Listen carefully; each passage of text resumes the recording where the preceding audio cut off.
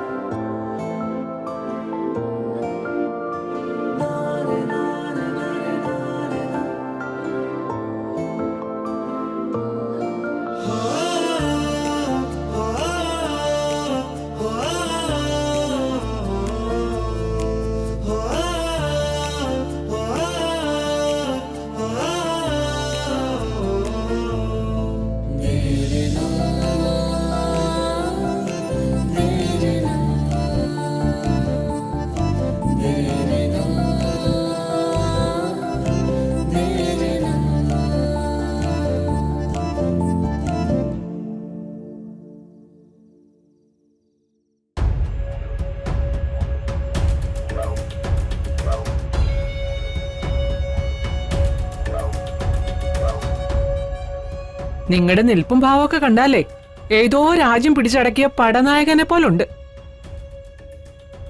എന്റെ കുഞ്ഞിന്റെ കാര്യത്തിൽ വല്ല തീരുമാനമായോ? നിന്ന് മൂക്കി പല്ല് മുളയ്ക്കാറായി.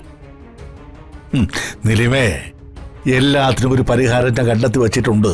ഇനി പടിപടിയായിട്ട് അങ്ങ് നടപ്പിലാക്കിയാ മതി. എന്തോ നടപ്പിലാക്കാനാ? ഇത് വെറുതെ പാറയിൽ ചിരട്ട ഉരയ്ക്കുന്ന ശബ്ദത്തിൽ കുഞ്ഞോളെ കുഞ്ഞോളെ എന്ന് വിളിച്ച് ആ രമാദേവിയുടെ പിറകെ നടക്കാനല്ലാതെ നിങ്ങളെ കൊണ്ട് ഒരു കാശിനും കൊള്ളില്ല. എന്തരോളെ, നീ എന്നെ കൊച്ചാക്കാൻ നോക്കണ്ട. 16-ാമത്തെ വയസ്സിൽ കണ്ടവന്റെ കൂടെ ഒളിച്ചോടിപ്പോയ നിന്റെ മോളെ. എന്തോ? നിന്റെ അല്ല, നമ്മുടെ. ഓ, നമ്മുടെ അങ്ങ് ഉറപ്പിച്ചു. ആ മോളെ ഞാനൊരു കമ്പനിയുടെ MD ആക്കിയില്ലേ. അച്ഛാ, ഞാൻ നിന്നെ വിഷമിപ്പിക്കാൻ വേണ്ടി പറഞ്ഞതല്ല മോളെ. അച്ഛനെ കുറ്റം പറഞ്ഞോണ്ട് പറഞ്ഞതല്ലേ. ദേ, നീ ഇപ്പൊ കമ്പനിയുടെ MD-യാ. അതെ, അച്ഛന്റെ തന്ത്രം കൊണ്ട് തന്നെയാ. ദേ മനുഷ്യ, എന്ത് കാര്യം ചെയ്താലും അത് വേഗം ചെയ്യണം. നിങ്ങളുടെ പെങ്ങടെ മരുമോളെ ഒരു ഐശ്വര്യ റാണി ഉണ്ടല്ലോ, അവളെ ഈ വീട്ടിൽ നിന്ന് പുറത്തിറക്കണം എന്നുണ്ടെങ്കിലേ അത് എത്രയും വേഗം ചെയ്യണം. അല്ലാതെ അവൾ അർജുന്റെ കുഞ്ഞുങ്ങളെ പെറ്റുകൂട്ടിയിട്ടല്ല ചെയ്യേണ്ടത്. അതിനൊക്കെയുള്ള പ്ലാനാണ് ഞാൻ തയ്യാറാക്കി വച്ചിരിക്കുന്നത്. ഈ വീട്ടിൽ വൈകാതെ ഒരു പടുമരണം സംഭവിക്കും.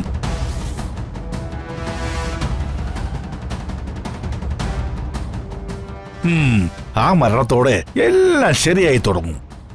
എല്ലാം ശരിയാവണെങ്കിലേ ആ പടുമരണം നിങ്ങളുടെ പെങ്ങൾ രമാദേവിയുടേതാവണം. അതെ, ആദ്യം കൊല്ലപ്പെടേണ്ടത് രമാദേവിയ. അതിനും സാധ്യതയില്ലാതില്ല.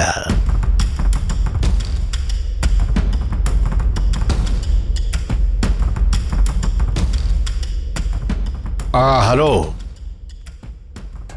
എല്ലാം ഓക്കെ അല്ലേ?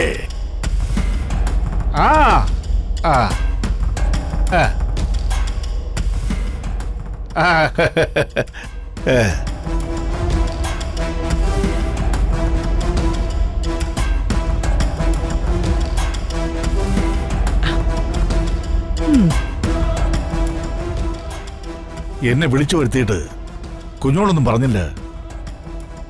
അവളുടെ കാര്യത്തിൽ ഇന്ന് തന്നെ ഒരു തീരുമാനം ഉണ്ടാവണം. മനസ്സിലായില്ല. കുഞ്ഞുമോൾ ഉദ്ദേശിക്കുന്നത് ഐശ്വര്യയുടെ കാര്യമാണോ അത് എന്റെ മകൾ അനസൂയയുടെ കാര്യമാണോ? അത് രണ്ടുമല്ല. ഇപ്പൊ തീരുമാനമാകേണ്ടത് ചിന്നുവിന്റെ കാര്യമാ. ഇനി മാനസാന്തരം വന്ന് മഹിയെ കൊണ്ട് ചിന്നുവിനെ കെട്ടിക്കാൻ വല്ല തീരുമാനം എടുത്തോ? ആ ഭദ്രേട്ടാ, ഇന്ന് രാത്രി കൊണ്ട് ചിന്നുവിനെ തീർക്കണം.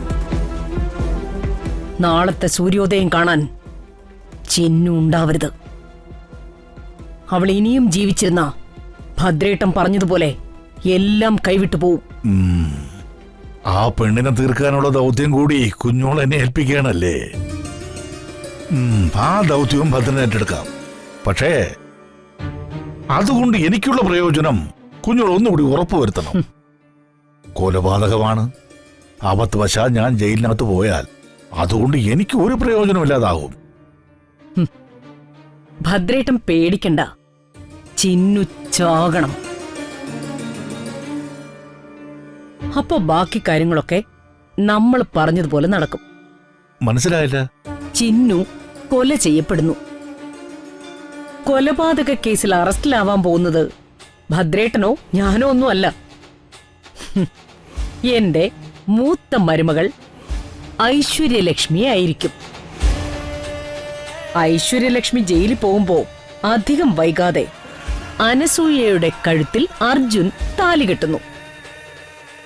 എന്താ ഈ ഡീല് പോരെ? മതി, ധാരാളം മതി. ഇന്ന് രാത്രി ഇരട്ടി വെളുക്കും മുന്നേ ചിന്നുവിന്റെ ശ്വാസമറ്റ ശരീരം കുഞ്ഞോള് കണ്ടിരിക്കും. ഇത് ഭദ്രൻ തരുന്ന വാക്ക. ആരോരും അറിയാതെ ഒരു മരണം.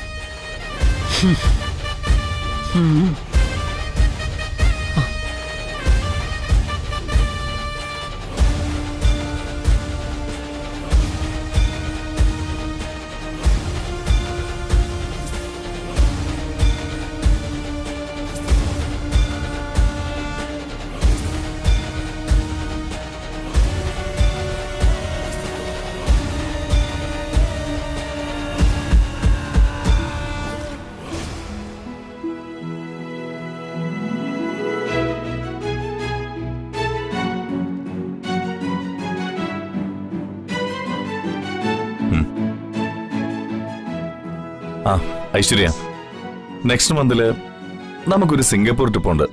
ഒരു 2 weeks. ഈ ബിസിനസിന്റെ തിരക്കിന്നൊക്കെ മാറി നിന്ന് നമുക്കൊന്ന് റിലാക്സ് ആവാം. സമയാവുമ്പോ നിങ്ങളുടെ അമ്മ രമാദേവി ഓർഡർ ചെയ്യും സിംഗപ്പൂർ യാത്രയൊന്നും വേണ്ടാന്ന്.